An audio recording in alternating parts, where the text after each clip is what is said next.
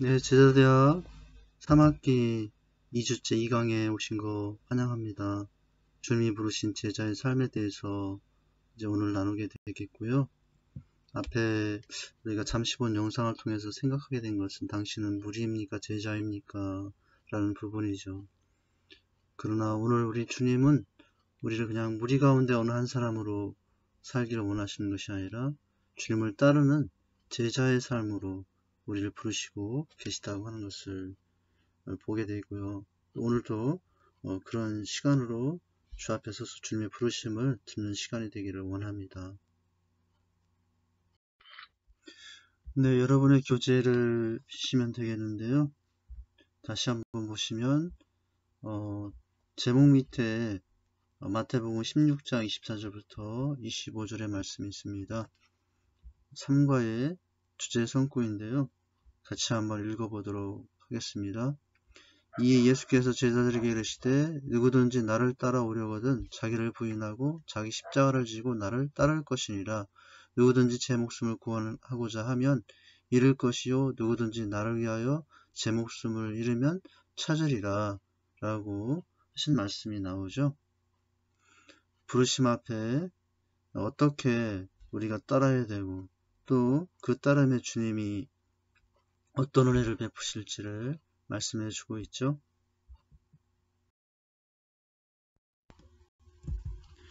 네, 그 교재 밑에 보면 서론 있습니다. 우리 서론을 같이 읽어보도록 할게요. 예수님을 따르기 위해서는 자기를 부인하는 대가를 치러야 하죠. 시간, 목적, 물질 등 자신의 소유를 희생하는 대가가 필요합니다. 제자의 삶이 습관화되고 체질화되고 의식화되기 위해서 끊임없는 자기 부인과 또 경건 훈련의 대가를 치러야 합니다. 가치관의 변화는 가르친다고 되는 것이 아니라 지식이나 이론으로 되는 것이 아니에요. 이러한 훈련과 또 생활이 필요하죠. 기도하고 반복적으로 훈련하면서 삶의 대가를 지불할 때 예습과는 변화됩니다. 성령님이 역사하시면 다른 영혼을 위해 낮아지고 섬기고 희생하는 자신의 변화가 일어나며 또 다른 사람을 변화시킬 수 있습니다. 십자가를 지는 것 같은 고생이지만 단련된 후에는 정군 같은 제자가 됩니다. 오늘 전체 내용이 어떻게 되는지 교재를 보시면 큰 순서를 먼저 보면 알 수 있는데 1번은 주님은 우리를 제자로 부르셨다고 하는 것, 부르심의 목적은 무엇인가를 알아보고요. 그 다음으로 2번으로는 주님이 부르신 제자는 어떤 삶을 살아야 하는가 말씀을 통해서 살펴봅니다. 세 번째는 주님의 제자답게 살지 못하는 이유는 무엇 때문인가를 보시고 4번에서는 주님의 부르심은 축복이다. 이것을 확신하라 라는 내용을 봅니다. 5번은 마지막으로는 주님은 제자리 사명을 잘 감당하도록 끝까지 인도하십니다. 라는 내용을 보도록 하죠.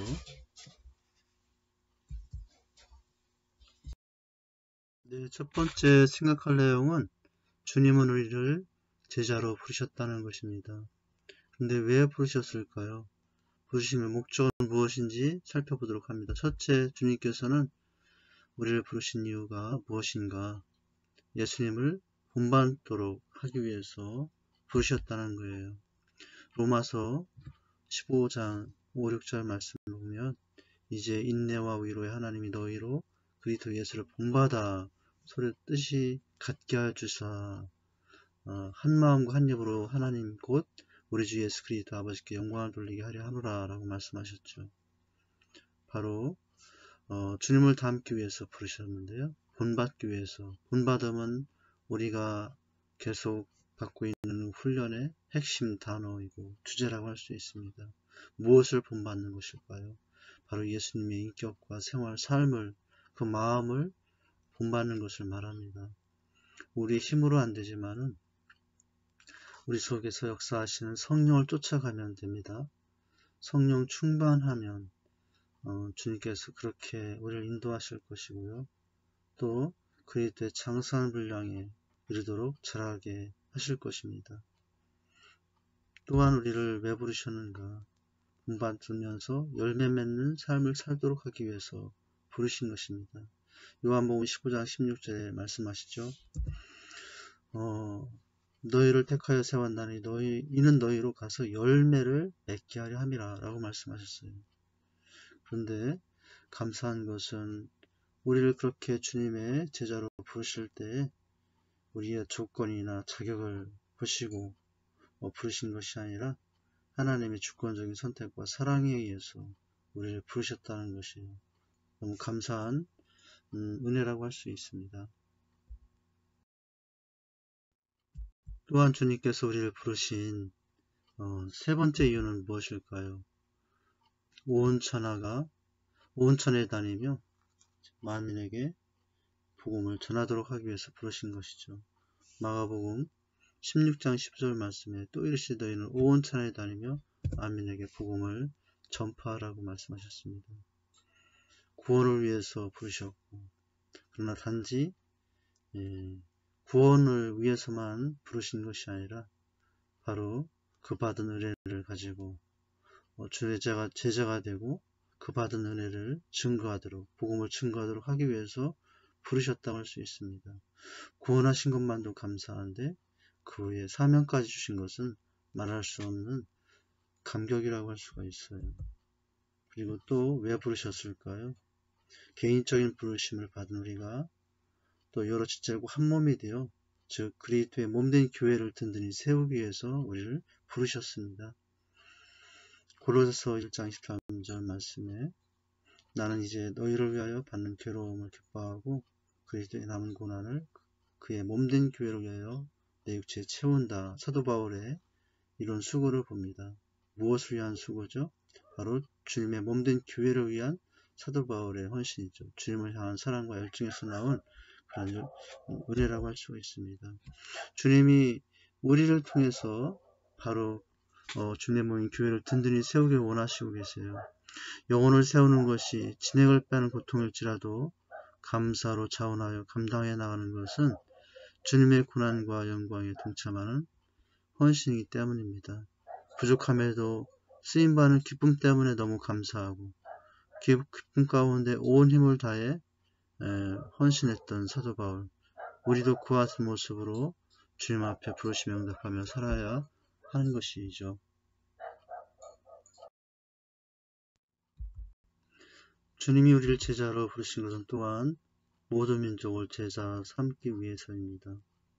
마태복음 28장 19, 20절 말씀, 주님께서 이제 마지막에 우리에게 주신 대사명이기도 하죠. 그러므로 너희는 가서 모든 민족을 제자로 삼아 아버지 아들과 성령 이름으로 세례를 베풀고 내가 너에게 분부한 모든 것을 가르쳐 지키게 하라. 볼지어다 내가 세상 끝날까지 너희와 항상 함께 있으리라 하시니라 라고 말씀을 하셨지 않습니까? 주님께서 우리에게 주신 가장 큰 기대와 소망이기도 하시죠. 세상 끝날까지, 그러나 이 일은 함께 하실 은혜 속에서 이루시리라고 말씀하십니다.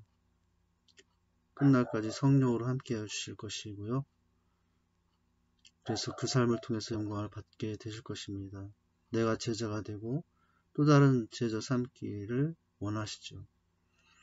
우리가 각자의 삶의 현장인 가정, 학교, 직장, 이웃, 동네에서 길 잃어버린 영혼들을 찾아 주님의 아름다운 사람들로 제자들로 세워가는 것, 이것이 우리가 주님 앞에 가기까지 이 땅에서 할 가장 가치 있는 일, 아름다운 일이라고 할 수가 있습니다. 이와 같이 주님을 부르신 것은 예수님을 본받도록 하기 위해서, 그리고 열매 맺는 삶을 살아 또 영혼을 구원하고 교회를 세우며 또 주님의 제자로 모든 영혼들을 세우기 위해서 우리를 부르셨다라고 하는 것입니다.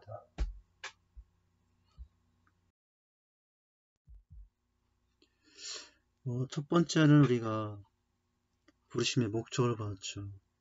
그리고 이제 두 번째는 그 목적 앞에 우리는 어떤 삶을 살아야 되는가를 보죠. 마태복음 19장 21절에 말씀하십니다. 예수께서 이를 때 네가 온전하고자 할진대 가서 소유를 팔아 가난한 자들에게 주라. 그리하면 하늘의 보화가 있으리라 라고 말씀하십니다. 어떤 삶을 살아야 되는가? 이 땅의 물질보다 재물보다 소유보다 하늘의 보화를 바라보며 살아야 한다는 것입니다. 제자는 이 땅이 연연하며 사는 사람이 아니고요. 하늘의 소망을 가지고 그의 영광과 가치를 위하여 사는 사람입니다. 왜 그렇습니까? 우리의 소망은 이 땅이 아니기 때문에 그래요. 이 땅의 가치와 부귀가 아니라 하늘의 가치와 영광이 우리의 가장 큰 소망이기 때문에 그렇습니다. 또한 어떤 삶을 살아야 될지 마태복음 13장 22절은 무엇라고 말씀하십니까?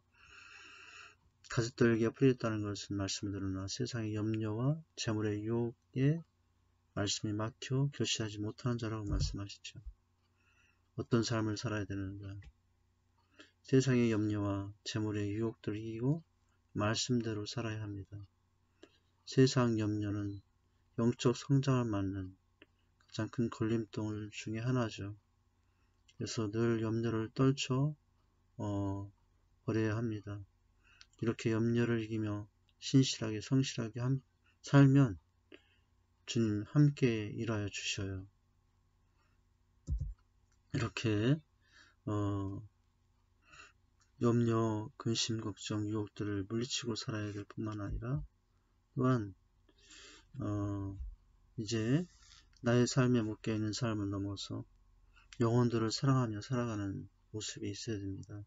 데살로니가 전서 2장 8절 9절에 목숨까지 너에게 주기를 기뻐한다라고 했던 이 표현을 보면 사도 바울이 부르심을 받은 제자로서 얼마나 영혼을 사랑하며 살았는가를 볼 수 있어요. 자신의 목숨도 아까워하지 않을 정도로 영혼을 사랑한 삶입니다. 영혼이 세워지는 것에 자존심은 10원짜리만도 못하다는 그런 인식을 가지고 살아가는 것이죠. 어떤 의미입니까? 한 영혼이 세워지기 위해서는 사랑으로 끊임없이 낮아져야 한다고 하는 것입니다. 이어서 주님이 부르신 제자는 또한 어떤 삶을 살아야 합니까? 예수님처럼 겸손히 낮아져 다른 사람을 섬기고 돌보는 삶을 사는 것이죠. 빌립보 2장 3, 4절 말씀합니다. 아무 일이든지 다툼이나 화형으로 하지 말고 오직 겸손한 마음으로 각각 자기보다 남을 낮게 여기고 자기 일을 돌볼 뿐더러 또한 각각 다른 사람들의 일을 돌보아라고 말씀하시고 계셔요.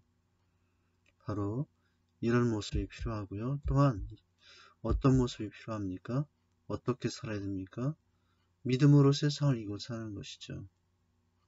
온전한 믿음을 소유해야 됩니다. 성경에 믿음이 없이는 하나님을 기쁘시게 못하나니 하나님께 나간 자는 반드시 그가 계신 것과 또한 그가 자기를 찾는 자들에게 상 주심을 믿어야 할지라고 말씀하셔요. 온전한 믿음을 소유해야 합니다. 믿음으로 이겨야 되는 것이죠.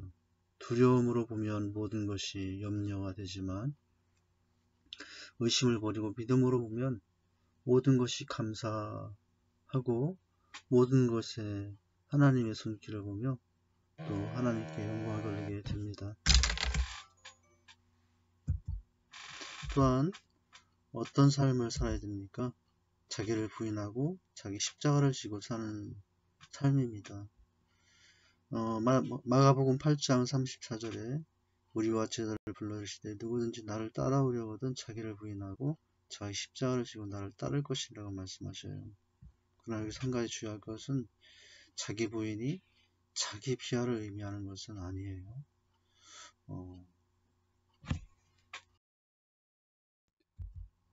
주님이 부르신 제자는 또한 사생활에 얽매이지 않고 부르신 자를 기쁘게 하며 삽니다. 바울은 디모데에게 말했습니다. 너는 그리스도 예수의 좋은 병사로 나와 함께 고난을 받으라. 병사로 복무하는 자는 자기 생활에 얽매이는 자가 하나도 없다라고 말씀하시며 모집한 자를 기쁘게 하며 살아야 된다고 말씀하셔요. 또한 순종하는 삶이죠. 누가복음에 너희는 나를 불러 주여 주여 하면서도 어찌하여 내게 말하는 것을 행하지 아니하느냐. 순종이 없는 삶에 대한 주님의 안타까움의 표현입니다. 부르심을 받았다면 번째, 순종이 필요하고요. 주님은 그 모습을 기뻐하십니다. 순종은 모든 것을 잃는 것이 아니라 결국 모든 것을 얻는 것임을 우리는 알아야 됩니다.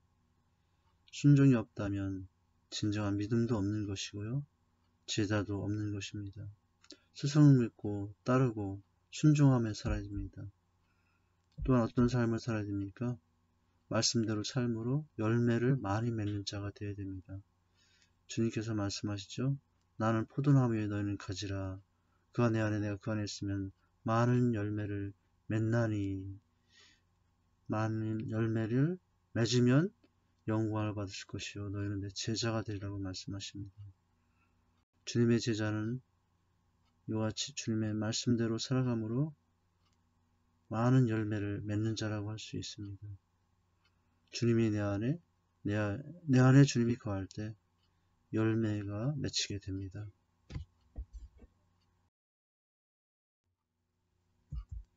이와 같이 어떤 삶을 살아야 되는가를 봤어요. 왜 부르셨는가? 어떤 삶을 살아야 될까? 우리는 바로 그것의 말씀을 기억하고 그 삶을 살아가야 되죠. 그런데 안타깝게도 주님의 부르심에 제자답게 살지 못하는 이유가 있어요. 무엇인가를 첫 번째는 사명이 아닌 다른 일로 분주하며 살기 때문에 그렇습니다. 누가복음 10장 말씀에 마리아 비유를 통해서 주님은 마르다보다 마리아의 주님 발치하사나의 주님과의 깊은 관계를 기중히 여기는 그 삶에 대해서 좋은 편을 택하였으니 빼앗기지 아니하리라 라고 하십니다. 먼저는 주님과의 관계가 우선입니다.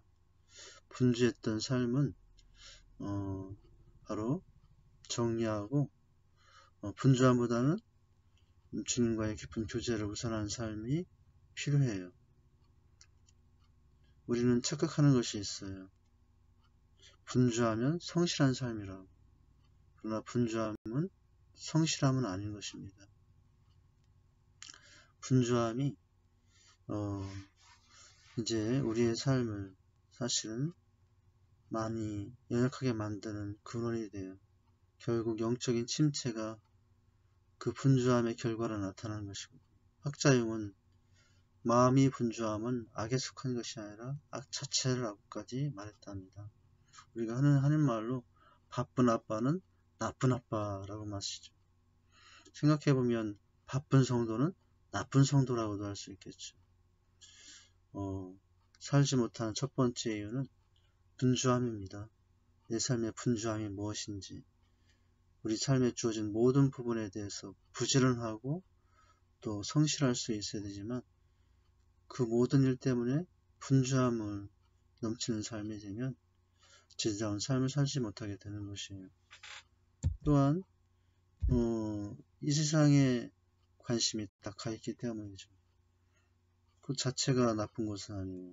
우리가 두 발을 이 세상에 딛고 나름대로 주어진 환경과 상에서 열심히 살아야 되죠. 그러나 치우쳐 있으면 제잡지 못하게 살게 되는 것이죠. 누가복음 16장에 말씀합니다. 두 주인을 섬길 수 없나니 이를 미워하고 저를 사랑하거나 이를 중요히 여기거나 저를 중요히 여길 것입니다. 너희는 하나님과 재물을 겸하여 섬길 수 없다라고 하십니다. 특별히 재물과 관련된 물질적인 삶에 주는 관심이 있는 우리의 삶을 지적하신 말씀이에요. 2000년 전이나 2000년 후 지금이나 사람들의 삶의 모습은 별반 다른 바가 없습니다. 부르심을 받고도 지잡지 못하게 사는 것은 우리의 관심이 온전히 이제 물질과 재물에 가 있기 때문에 그렇습니다. 재물 자체는 악이 아니지만 재물을 사람이 일만하게 근원이 된다라고 했어요. 안타깝게도 많은 성도는 자신도 모르게 이 황금만원주의, 만몬주의에 빠져 있습니다. 그러면서 두 주인을 섬기려 하고 있죠. 그러나 주님은 분명히 말씀하셔요. 두 주인을 섬길 수 없다고, 즉 제자다운 삶을 살 수 없다고 말씀하십니다. 또한 부르심에도 주님의 제자답지 못하게 사는 이유는 뭘까요? 하나님 중심이 아닌 사람 중심으로 살기 때문에 그렇습니다. 마가복음에 말씀하시죠. 마가복음에 보면 예수께서 돌이키사 제자를 보시고 베드로를 꾸짖어 이르시되 사단아 내 뒤로 물러가라. 내가 하나님의 일을 생각하지 아니하고 도리어 사람의 일을 생각한다 라고 말씀하신 부분이 나와요. 사람들은 하나님이 원하시는 것이 아니라 자기가 원하는 것을 하고 싶어 합니다. 하나님이 원하시고자 하면 따라오지 못하고 거부하는 사람들이 많아요. 주님의 제 앞에 살지 못하게 하는 또 하나의 이유입니다. 우리는 그래서 사람 중심이 아닌 하나님 중심으로 사람의 일을 소중하고 잘 해야 되지만 그러나 하나님의 일을 먼저 생각하는 모습이 제자답는 삶이라고 할 수 있습니다. 또 왜 주님의 제자답지 못한 삶이 될까요? 성령의 인도하심보다 육체의 욕심을 따라 살기 때문이었습니다. 갈라디아서 바울은 말합니다. 내가 이르노니 너희는 성령을 따라 행하라. 그리하면 육체의 욕심을 이루지 아니하리라 라고 말씀하셔요. 제자는 육체의 소욕이 아닌 성령의 인도하심으로 살아야 합니다. 그 성령의 인도하심을 가장 중요하게 여기고 성령의 인도하심에 따라 살 때 제자다운 삶을 살 수 있게 되는 것이죠. 또 한 가지 주님의 제자답게 살지 못하는 이유가 있습니다. 삶의 우선순위가 잘못되어 있기 때문에 그래요. 예수님 말씀하셨어요. 너희는 먼저 그의 나라와 의를 구하라. 그리하면 이 모든 것을 너에게 더하시라고 하셨어요. 우리는 어떤 삶을 살아야 됩니까? 바쁜 순서가 아니라 급한 순서가 아니라 우선순위로 살아야 됩니다. 세상에 급하고 중요한 일이 많지만 제자라면 하나님의 나라와 의를 가장 우선순위에 두고 살아야 합니다. 우선순위로 살수록 인생의 가치는 커지고 의미와 보람은 커집니다. 그러나 급한 순서, 바쁜 순서대로만 살면 탈진하게 되어 있어요. 영적인 침체가 반드시 찾아오게 되어 있습니다. 우선순위를 살 때 우리 영혼은 질서 있게 되고 삶은 질서 있게 되고 우리의 삶은 지혜다운 삶의 연속으로 나갈 수 있게 되는 것이죠. 또한 마지막으로 그 이유가 뭘까요? 육신의 정욕, 안목의 정욕, 이생의 자랑을 쫓아 살기 때문에 그래요. 세상의 유혹에 빠져 세상만을 사랑하고 육신의 정욕대로 안목의 정욕대로 이생의 자랑을 쫓아서만 살면 안 됩니다. 항상 언제나 주님 사랑으로 우린 살아야 됩니다. 그럴 때 지혜다운 삶이 될 수 있어요. 여러 가지 이유를 봤습니다. 혹시 나의 삶 속에 여기 우리가 살펴본 내용들의 모습들이 있지 않습니까? 점검하고 우리가 자신들을 살펴볼 필요가 있습니다. 이제 네 번째, 주님의 부르심은 축복이라는 것을 우리가 확인하고요. 또 그 확신이 있기를 원합니다. 부르심은 부담이 아니라 축복이라고 하는 거예요. 마가복음 3장에 주님께서 누구를 부르셨느냐? 자기가 원하는 자들을 부르셨다는 거예요. 13절에 산에 오르사 자기가 원하는 자들을 부르시고 부르시니 나온지라 라고 말씀하시죠. 네, 이 말씀을 통해서 감사한 것은 나같이 연약한 자도 주님이 원하셨다는 거예요. 그러니 그 주님이 나 같은 연약한 인생도 부르셨다고 하는 사실에 우리는 감사하지 않을 수 없습니다. 우리를 구원하여 더 나아가 제자로 부르신 것, 축복 중에 축복입니다. 세상에 많은 사람들이 나를 원치 않는 경우들이 얼마나 많습니까? 거부하는 경우도 많죠. 그러나 우리 삶의 영혼의 주인 되신 주님이 나를 원하시고 있다는 그 사실은 우리를 감격하게 만듭니다. 또 그 부르심이 주님의 축복이라면 우리는 어떻게 주님을 따라야 됩니까? 우리 삶의 순서를 받고 내려놓을 건 내려놓으면서 주님의 부르심 응답하여 삶을 살아가는 것이 이제 축복을 받은 자의 삶이라고 할 수 있어요. 부르심은 부담이 아니라 축복이라는 것입니다. 평생 내 영혼과 내 모든 삶을 전적으로 맡기고 드릴 수 있다고 하는 것, 또 그런 분 대상이 있다고 하는 것, 복 중의 복이라고 할 수 있어요. 누가 그런 분이 되어주십니까? 우리 주님이 그런 분이 되어주셔요. 이것을 깨달았던 제자들이 어떻게 반응했어요? 누가복음 5장에 보니까 베드로를 부르시면서 또 그 위에 제자들이 보인 반응을 보면 그들이 베드로를 육지에대고 모든 것을 버려두고 예수를 따르니라 라고 말씀했죠. 어부되었던 그들, 그물과 배, 생명과 같이 여겼던 소중했던 것들이지만 오늘 버리고 예수님을 따랐다라고 말씀하셔요. 우리 주님은 바로 따를 만한 가치가 있는 이 세상 가장 소중하시고 또 가장 귀한 분이라고 할 수가 있어요.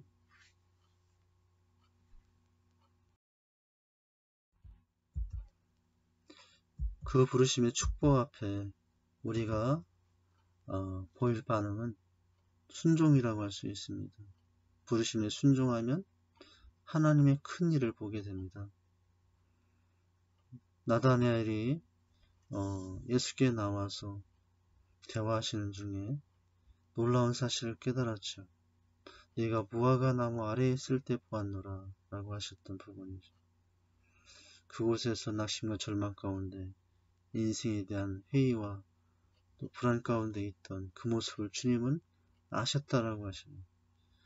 우리도 바로 우리가 어떤 상황, 어떤 마음, 어떤 모습 가운데 살고 있는지를 주님은 아시면서 그렇게 부르셨어요. 그 부르심에 나다니엘에게 주님이 주신 말씀 무엇이었습니까? 그보다 더 큰 일을 보리라. 무화과 나무 아래에 보았다므로 믿느냐? 이보다 더 큰 일을 보리라고 말씀하시며 부르셨던 주님이십니다. 우리는 주님을 따라가면서 나의 모든 것을 아시는, 그래서 그 주님만이 할 수 있는 하늘의 큰 축복된 일들을 우리 삶 속에서 보게 될 겁니다. 부르심의 응답이 이제 우리의 삶을 더 복된 삶으로 인도해 줄 겁니다. 또한 그 부르심에 순종할 때 우리 인생은 이제 새롭게 새 삶이 열리게 되는 것이죠. 인생 역전이라고 할 수 있습니다. 닫혔던 눈과 귀를 열어주시고 그의 나라를 바라보게 하시며 또 그의 나라를 향하여 나아가는 인생의 목적이 없어서 우왕좌왕하는 방황한 인생이 아니라 참된 소망을 가지고 날마다 매일마다 해마다 새롭게 주님의 나라를 위해서 향하는 복된 삶으로 인도하실 것이라고 하는 거예요. 사도 바울의 삶의 부르심의 장면이 바로 새 삶에 시작된 아주 영광스러운 모습을 극명하게 잘 보여준 장면이죠. 호련히 하늘로부터 빛이 그를 둘러 비치는지라 라고 하시며 주님이 다가오셨고 바울은 그 주님과의 만남 가운데 이제 이전과 전혀 다른 인생의 삶을 살아가게 된 것입니다. 또한 부르심은 하나님의 귀한 축복인데요. 바로 제자가 되는 것은 뭡니까? 주님의 부르심 때문인데 주님의 소유된 자로 살아가는 귀한 축복이 있게 될 거라고 하는 거죠. 야곱에게 말씀하셨어요. 너를 창조하신 여호와께서 지금 말씀하시니라. 이스라엘아 너를 지으신 이가 말씀하시니라. 너는 두려워 말라. 내가 너를 구속하였고 내가 너를 지명하여 불렀나니 너는 내 것이라 라고 말씀하셔요. 바로 제자는 하나님의 구원에 택함을 받은 자들이라고 할 수 있습니다. 주님의 것으로 살아간다는 것. 지금까지는 세상의 것으로 살아왔지만 이제 그 부르심에 응답하여 그 앞에 설 때 우리는 이제 주님의 것이 되어 주님의 뜻과 영광에서 살아가는 귀한 축복이 있게 되는 것이죠. 오늘 이와 같이 4번을 통해서는 부르심이 축복이라는 사실을 기억하고 그 앞에 나갈 때 주님은 어떤 삶으로 우리의 삶을 펼쳐 주실 것인가를 확인할 수 있었습니다. 부르심의 축복에 응답하여 살아갈 때 하나님은 어떻게 우리와 동행하실까요? 첫 번째, 자녀의 권세를 주셔서 끝까지 사명을 감당하도록 인도해 주신다는 것입니다. 영접하는 자 곧 그 이름을 아는 자에게는 하나님의 자녀에 대한 권세를 주셨다고 했어요. 또 어떻게 하여 사명을 감당하도록 우리가 동행해 주시죠? 비전을 주시는 것이죠. 확실한 비전을 주셔서 비전을 붙잡고 비전을 향하여 우리의 삶을 달려가게 하십니다. 마태복음 28장 제자 삼아라고 말씀하셨던 그 사명의 비전을 받게 됩니다. 그 비전이 내 비전이 되는 것이죠. 주님의 비전이 내 비전이 되는 것, 이것이 바로 복된 삶이라고 할 수가 있어요. 민족과 열방을 향하여 세계 제자 비전, 그 비전으로 우리는 달려가게 하실 것입니다. 또한 우리를 어떻게 인도하여서 사명을 감당하도록 동행해 주실까요? 하나님의 전신갑주를 입혀주심으로 그 사명을 감당하게 하실 것이라는 것입니다. 에베소 6장 10절에서 9절 말씀 보면 여기에 구원의 투구, 성령의 검, 하나님의 말씀, 믿음의 방패, 또 평화의 복음의 신, 의의 호심경, 또 진리의 허리띠, 이와 같은 전신갑주를 입혀주셔서 부르심 안에 주님의 사명을 감당하도록 인도해 주실 것이라고 하는 거예요.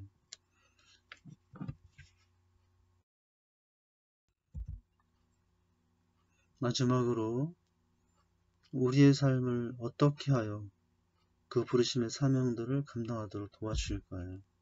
깨어 기도하게 하십니다. 기도하고 이를 위하여 깨어 구하기를 항상 힘쓰며 라고 말씀하시죠. 성령 안에서 그래서 늘 기도하는 삶을 통해서 우리의 맡겨진 사명들을 부르심의 그 소명들을 이루게 하실 것입니다. 그래서 항상 우리는 부르심의 제자로 살아갈 때 기도하시라는 그 때를 놓치지 않도록 우리의 영혼이 민감하게 하나님의 인도하심 앞에 반응할 수 있어야 됩니다. 늘 기도해야 되는데 라고 하며 기도하지 않으면 후회만 남게 되거든요. 하나님은 여러가지 상황 가운데 기도의 소명을 주시며 기도하라고 말씀하실 거예요. 기도할 때 또 사명을 감당하게 되는 것이죠. 또한 어떻게 함으로 감당하게 하실까요? 사명을 위하여 생명도 아끼지 않는 열정을 주셔서 감당하게 하실 것이라는 것입니다. 누구에게 하나님께서 그렇게 그 모습으로 함께 하셨습니까? 사도 바울이었죠. 사도 바울 어떻게 고백합니까? 사도행전 20장 24절에 내가 달려갈 길 주 예수께 받은 사명 하나님의 은혜의 복음을 증언하는 일을 마치려 하면은 나의 생명조차 좀 더 귀한 것을 여기지 아니하리라 라고 말씀하죠. 사명 위하여 이렇게 아끼지 않는 열정을 하나님 허락해 주시게 됩니다. 그 사명 위에 생명을 걸 때 진정한 제자의 능력이 나타나게 될 겁니다. 우리에게 바로 부르시고 혼자 가게 하시는 것이 아니라 이같이 여러 모양으로 여러 상황에 우리의 모습을 인도하셔서 또 끝까지 주님의 제자의 길을 가게 하시는 분이라는 것입니다. 주님의 이 부르심에 응답하며 끝까지 가서 우리 인생의 그 길 끝에서 우리의 부르심을 다 이루고 주 앞에 기쁨으로 나가 주님을 만날 수 있는 저와 여러분이 되었으면 좋겠습니다. 1번부터 5번까지 오늘 주님이 부르신 제자의 삶에 대해서 나눠봤어요. 이제 적용과 나눔의 시간인데요. 이번 과의 가르침에서 새롭게 깨달은 것과 적용해 실천하고자 하는 것을 기록하여 서로 나눠보죠. 나눠드린 유의미래 두세 줄 정도로 오늘 내용 중에 적용점을 또 실천하고자 하는 것을 기록하시면 됩니다. 또한 제3은 세계 비전으로 재생산은 이루어지도록 기도해야 되겠습니다. 주님이 부르신 제자의 삶, 부르심의 목적이 무엇인가를 보았죠. 예수님을 본받도록, 예수님의 삶을 살도록, 만민에게 복음을 전하도록, 주의 몸된 교회를 든든히 세우도록, 모든 민족을 제삼도록 부르셨습니다. 또한 어떻게 살아야 됩니까? 무엇보다도 하늘의 부활을 바라보며 세상 염려 근심 주님께 맡기고 모든 일을 믿음으로 대하며 살아야 됩니다. 자신의 목숨도 생명도 아까워하지 않는 모습으로 주님 앞에 삶을 드리며 또 낮아져 겸손히 자신뿐만 아니라 남을 돌아보며 살아야 되죠. 믿음으로 또 자기를 부인하고 세상에 얽매이는 삶에서 분주함에서 벗어나 온전한 삶의 질서를 회복하고 주님의 부르심 앞에 우리의 삶을 드릴 수 있어야 됩니다. 안타깝게도 세 번째 제답게 살지 못하는 이유는 삶의 항해는 다른 일로 분질하기 때문에 이 세상에만 관심이 있고 사람 중심으로 하나님이 아닌 사람 중심으로 생각하며 살기 때문이라고 그랬습니다. 그래서 육체의 욕심에 이끌려 성의 인도하심에 따라가지 못할 때 그렇게 된다라고 했어요. 우선순위가 잘못되어 있고 이 세상 자랑에 취하여 살 때 제답지 못한 삶이 될 수 있으면 항상 위험해야 됩니다. 이제는 부르심이 축복인 줄 알고 이제 따라가면 주님께서 우리의 삶을 더 아름답게 이끌어 줄 거예요. 큰 일을 보게 될 것이고 큰 영광을 하나님께 돌리게 될 것이라고 하는 것입니다. 열려진 새로운 삶의 새로운 세계를 향하여 믿음의 모습을 가지고 감격하며 감사하며 주님께 달려가는 사람들이 될 것이라고 하는 것입니다. 이제 응답할 때 우리 곁에 계신 주님이 여러 모양으로 때로는 기도하게 하시고 때로는 전신갑주를 입혀주시며 때로는 열정을 주셔서 번세와 은혜를 주셔서 감당하게 해주실 것이라고 하는 것입니다. 다음 강의는 사과 열매 맺는 행복 모임 팀전도에 대한 내용입니다.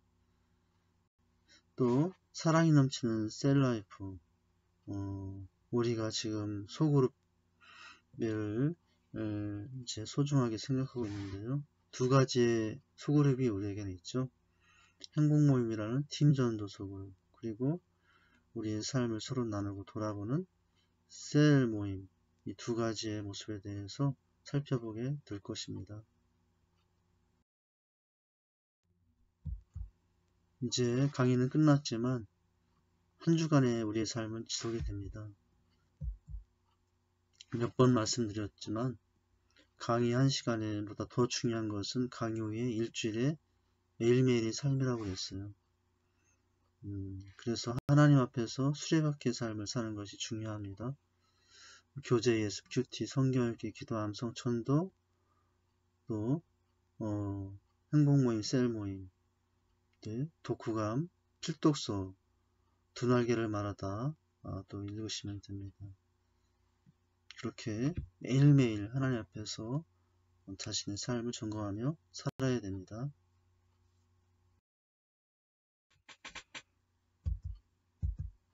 다음 강의는 3주째 해당이 되는데요. 이제 제사의 기쁨 1권 사과 열매 맺는 행복모임, 또 두 번째 강의는 제사의 기쁨 1권 5과 사랑이 넘치는 셀라이프를 이제 같이 살펴보게 될 것입니다. 준비하고 예습하시면 됩니다. 지금까지 수고하셨습니다. 감사합니다. 재행산의 기쁨, 제자지고 제자를 삼는 재행산의 기쁨이 이번 학기의 주제입니다. 내가 먼저 제자 되고 또 다른 제자를 삼는 세계빈전으로 재행산을 향하여 달려가는 저희가 되었으면 좋겠습니다. 꿈에도 소원은 재행산이고요. 복음 전하는 것 외에는 소망이 없는 삶을 사는 것입니다. 그 기쁨으로 충만한 삶이 되기를 소망합니다. 제가 기도합니다. 하나님 아버지, 오늘 강의를 통해서 주님의 부르심 앞에 우리가 어떻게 살아야 되는지를 보았습니다. 무엇 때문에 우리를 불렀고 그럼에도 불구하고 그 부르심 앞에 응답하지 못하는 우리의 연약함이 무엇인지를 오늘 점검하며 보았습니다. 부르시고 함께 하시는 주님 앞에 우리의 삶을 온전히 맡기며 나가는 우리의 삶이 될 수 있도록 동행하시고 인도하여 주시옵소서. 우리의 부르심 앞에 기꺼이 우리의 삶을 드리고 맡기만 하면 우리 주님은 동행하시며 여러 모양으로 도우신다는 사실도 깨달았습니다. 그 주님과 동행하는 복된 삶으로 인도해 주시옵소서. 예수님 이름으로 기도합니다. 아멘.